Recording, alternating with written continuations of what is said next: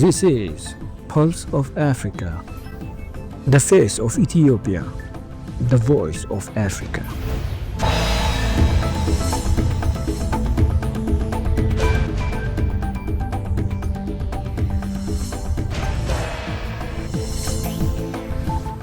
Hello viewers, you're watching Pulse of Africa. I am Samia Mohammed for the main news.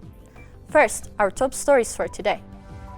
Angola to engage with M23 rebels for talks with DR Congo government. ECOWAS activates standby force to tackle terrorism. Nigeria projects 4.6% GDP growth for 2025. EU to impose counter tariffs on over $28 billion of US goods.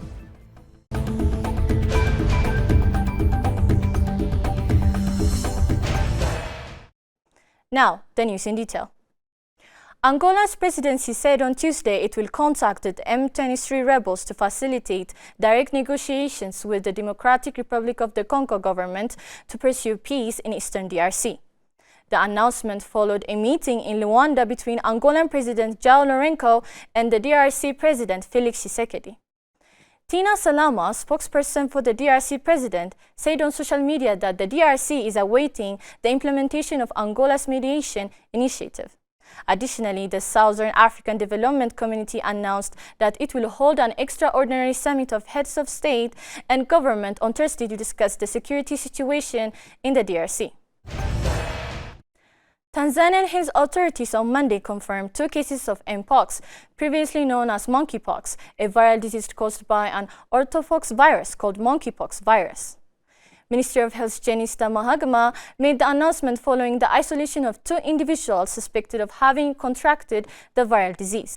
A statement by the Ministry of Health said one of the suspected cases involved a truck driver who traveled from a neighboring country to Dar es Salaam, adding that samples were sent to the National Laboratory for testing, and the lab confirmed on Sunday that both individuals were infected with the Mpox virus. The ministry said it has continued to monitor, investigate, and identify additional potential cases, the statement said. The Economic Community of West African States has activated its standby force to combat terrorism in the sub-region. The regional body had in October last year hinted at the establishment of 5,000-man kinetic force to tackle terrorism in the region. Speaking at the 43rd Ordinary Meeting of the ECOWAS Committee of Chiefs of Defense Staff in Abuja on Tuesday, Nigerian Minister of Defense Abubakar Badru said the activation of this force underscores the collective determination of member countries to confront the threat of terrorism. Shifting to EU and South Africa. European Commission President Ursula von der Leyen, together with the European Council President Antonio Costa, will attend the EU-South African Summit in Cape Town on 13 March, the first one since 2018. The summit is an opportunity to reaffirm Europe's commitment to its unique partnership with South Africa, strengthen our strategic ties, and tackle global challenges together. It is also a key moment to support South Africa's G20 presidency and prepare for the EU-African Union Summit later this year. The EU and South Africa will discuss avenues to further strengthen trade and investment ties based on shared interest in clean technology and sustainable supply chains. In other news, Ukraine on Tuesday signaled its readiness to accept a US proposal for an immediate interim 30-day ceasefire following talks with the US delegation in Jeddah, Saudi Arabia, according to a joint statement. The statement said the truce could be extended by mutual agreement, adding that the US will communicate to Russia that Russian reciprocity is the key to achieving peace. Washington has agreed to immediately lift the pause on intelligence sharing and resume security assistance to Ukraine, the statement said, adding that both sides discussed the importance of humanitarian relief efforts, particularly during the ceasefire period. Negotiators also agreed to appoint teams to begin talks aimed at reaching a lasting peace. Moving on to our next story.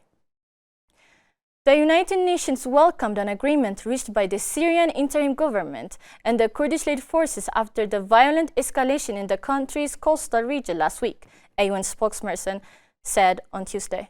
We welcome the agreement signed by the leaderships of the caretaker authorities in Syria and the Syrian Democratic Forces that took place on Monday, Stephanie Dujarric, spokesperson for UN Security General Antonio Guterres, said at the daily briefing.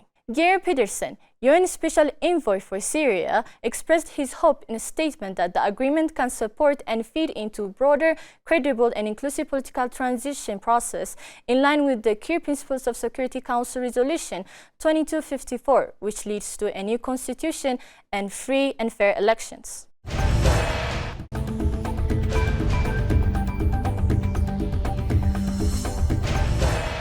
Only on the Pulse of Africa channel, all the time. Pulse of Africa, the face of Ethiopia, the voice of Africa.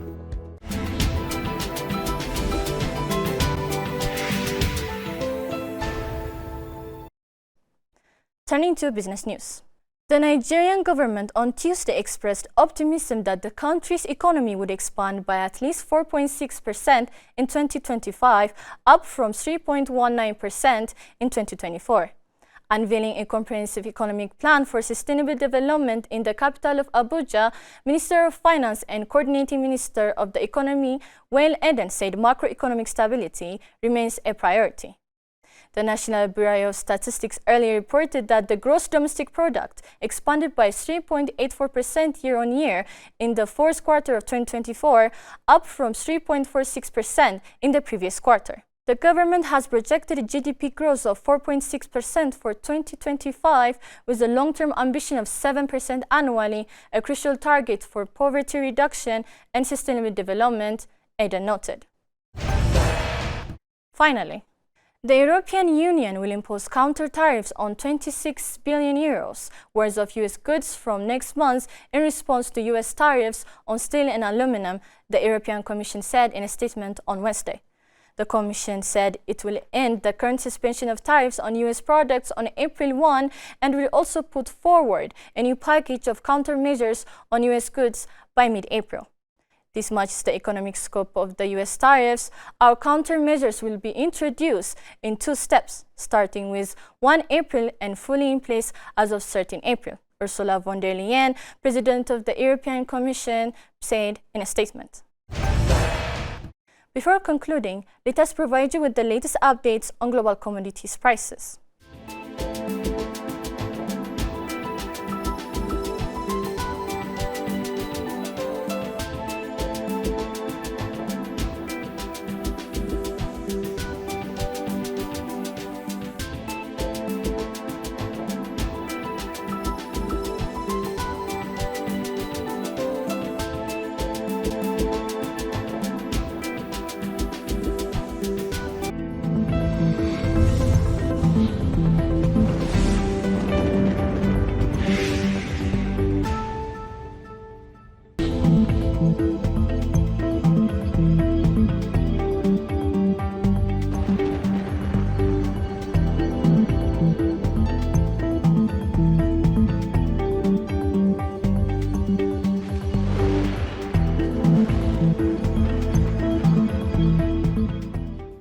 That's all for today. Thanks for watching Pulse of Africa.